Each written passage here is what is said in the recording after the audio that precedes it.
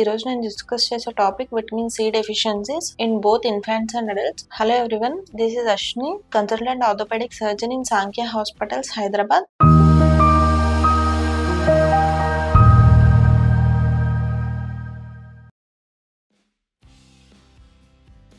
అసలు vitamin C deficiency ఎవరికి వస్తుంది, సిమ్టమ్స్ ఎలా ఉంటాయి అండ్ దాని వల్ల ప్రభావం ఎలా ఉంటుంది ఒకసారి మీకు ఎక్స్ప్లెయిన్ చేస్తాను క్లియర్ గా. అసలు విటమిన్ సి డెఫిషియన్సీ మనం పెద్దవాళ్ళలోనే కాదు చిన్నపిల్లల్లో కూడా ఎక్కువ చూస్తూ ఉంటాము.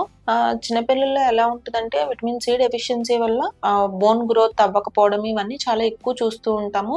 అండ్ అడల్ట్స్ లో అయితే మాత్రం ఎవరైతే ఓన్లీ బ్రెడ్ అండ్ టీ తాగుతారో వాళ్ళలో ఎక్కువ విటమిన్ సి డెఫిషియన్సీస్ చూస్తూ ఉంటాం అనమాట. అసలు విటమిన్ సి ఏం చేస్తుంది? విటమిన్ సి ఏం చేస్తుంది? కణాలను బాగా చేయడానికి ఆ వెజల్స్ ఉంటాయి కదా, ఆ వెజల్స్ అన్నిటిని హెల్దీగా ఉంచుతుంది అనమాట. ఎక్కడ లీక్ లేకుండా ఉంచుతుంది. ఎప్పుడైతే విటమిన్ ఎక్కడైనా కానీ విటమిన్ సి డెఫిషియన్సీ వస్తే బ్లడ్ వెజల్స్ కొంచెం రప్చర్ అవ్వడం అంటే ఫ్రెగైల్ అంటే జస్ట్ చిన్న టచ్ కైనా కానీ లేదంటే చిన్న ప్రెషర్ కైనా కానీ కొంచెం leakage of the blood from the vessels అంటే బ్లడ్ బయటికి లీక్ అయిపోవడం వెళ్ళే ద్వారాల్లోంచి ఇలా జరుగుతూ ఉంటది అనమాట. ఎక్కడైనా జరగవచ్చు ఇలా. బోన్స్ లో అయితే మాత్రం చాలా జాయింట్స్ దగ్గర ఎక్కువ జరుగుతూ ఉంటది అనమాట. ఇలా అసలు ఇన్ఫాంట్స్ లో ఇలా వచ్చినప్పుడు ఏం జరుగుతుందంటే బోన్ ఇరు భాగాలలో ఈ బ్లడ్ వెసల్స్ అన్ని రప్చర్ అయిపోవడం అంటే చిరిగిపోయినట్టు అయిపోయి అక్కడ రక్తం అంతా అటు ఇటు అక్యుములేట్ అయిపోవడం అంటే అక్కడే నిల్వ ఉండిపోవడం. పేషెంట్ మన దగ్గరికి ఎలా వస్తారంటే చాలా స్వెల్లింగ్ తో ఇలా వస్తూ ఉంటారనమాట. ఈ చిన్నపిల్లల్లో కూడా సేమ్ ఇలాగే చూస్తూ ఉంటాం. మనం పెద్దవాళ్ళలో కూడా ఇలాగే చూస్తూ ఉంటాం. విటమిన్ సి డెఫిషియన్సీ వచ్చిన వాళ్ళు సూడో పెరాలసిస్ అంటాం.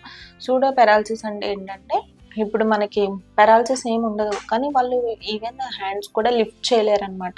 దాన్ని సూడో పెరాలసిస్ అంటాం. ఎక్కువ విటమిన్ సి డెఫిషియన్సీస్ లో సూడో పెరాలసిస్ చూస్తాము. ఇంకా జాయింట్స్ దగ్గర ఎక్కడైతే బ్లడ్ వెసల్స్ రప్చర్ అయిపోతున్నాయో అక్కడ జాయింట్ స్వెల్లింగ్స్ ఇంకా పెయిన్స్ తో పేషెంట్ మన దగ్గరకు వస్తూ ఉంటారు. మనం ఇనిషియల్ గా ఏం చేసుకోవాలంటే ఎప్పుడైతే మనకి బ్లడ్ అక్యుములేట్ అయిపోతుంది ఇలా డౌట్ ఉన్నప్పుడు ఇప్పుడు మనం ఎక్స్రేస్ అన్ని జాయింట్స్ ఎక్స్రేస్ తీసుకుని చూసుకుంటాం. అండ్ బ్లడ్ రిపోర్ట్స్ లో విటమిన్ సి కూడా ఒకసారి టెస్ట్ చేయించుకుని చూసుకోవాలన్నమాట. అసలు వీళ్ళకి ఏం చేయాలి మనం అంటే ఎంత డెఫిషియన్సీ ఉందో చూసుకుని డెఫిసిట్ అయిందాన్ని 200 mg తీసుకోవడం థెరాపెటిక్ డోస్ కింద బెటర్. విటమిన్ సి డెఫిషియన్సీ ఉన్న వాళ్ళు అండ్ నార్మల్ వాళ్ళు కూడా తీసుకోవచ్చు. అండ్ ఫ్రూట్స్ ఏదైతే విటమిన్ సి ఎక్కువ ఉంటుందో ఆ ఫ్రూట్స్ ని కొంచెం బాగా తీసుకోవడం బెటర్. ఇది విటమిన్ సి డెఫిషియన్సీ గురించి. అందరూ విటమిన్ డి మోస్ట్ ఇంపార్టెంట్ అనుకుంటారు, బట్ కాదు, విటమిన్ సి కూడా చాలా ఇంపార్టెంట్. సో విటమిన్ సి ఉన్న ఫ్రూట్స్, సిట్రస్ ఫ్రూట్స్ అన్ని తీసుకోవడం చాలా మంచిది. అండ్ విటమిన్ సి డెఫిషియన్సీ వల్ల జాయింట్ రిటార్డేషన్ కూడా ఉంటుంది పిల్లల్లో. ఇది పెద్దవాళ్ళు ఇప్పుడు దాకా చెప్పింది. మన దగ్గరికి ఎలా వస్తారు? పెయిన్, స్వెల్లింగ్ అండ్ నడవలేకుండా వస్తారు.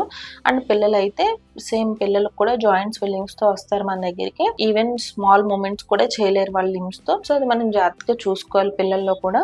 అండ్ వీళ్ళకి ఏం చేసుకుంటామంటే విటమిన్ సి బోలస్ డోస్ ఇచ్చుకుని తర్వాత థెరాపెటిక్ డోసెస్ కి చేంజ్ చేసుకుంటాం. అండ్ ఈ విటమిన్ సి ఇచ్చినప్పుడు పేషెంట్స్ కి వెంటనే ఎక్స్రేస్ లో మనం ఏం చూస్తామంటే రివర్ట్ బ్యాక్ అయిపోతాయి బోనీ చేంజెస్ అన్ని విటమిన్ సి ఇవ్వగానే. So vitamin C is also as important as vitamin D. So vitamin C foods కూడా తీసుకోండి బాగా. ఇంకా మీకు ఏమైనా డౌట్స్ ఉంటే కింద స్క్రోల్ అయిన నెంబర్కి కాంటాక్ట్ అవ్వండి. Thank you.